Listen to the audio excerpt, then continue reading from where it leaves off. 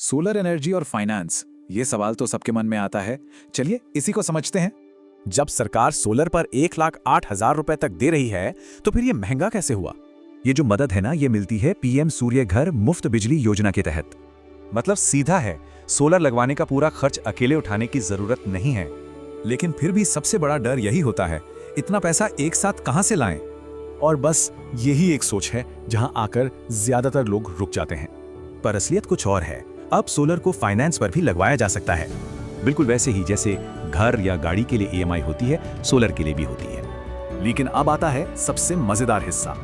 जब सरकार से सब्सिडी का पैसा आता है तो फाइनेंस का बोझ काफी कम हो जाता है। ऐसा महसूस होता है मानो लोन का एक बड़ा हिस्सा तो पहले ही चुक गया हो। तो सीधी सी बात है, फाइनेंस से सोलर लगाना मुमकिन होता है और सब्सिडी से आसान। चलिए अब देखते हैं कि सोलर लगवाने के बाद असल में होता क्या है। देखिए, सोलर लगते ही घर का बिजली बिल तो कम होना शुरू हो ही जाता है। तो जो बची हुई ईएमआई होती है ना, वो बहुत हल्की लगने लगती है। लोग अक्सर यही कहते हैं, लग रहा था मुश्किल है पर ये तो बड़ा आसान निकला।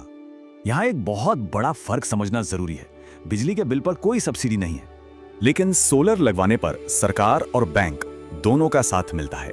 तो फिर असली सवाल ये नहीं है कि सोलर लगवाएं या नहीं, बल्कि ये है कि सब्सिडी के साथ अभी लगवाएं या बाद में और ज्यादा पैसे देकर।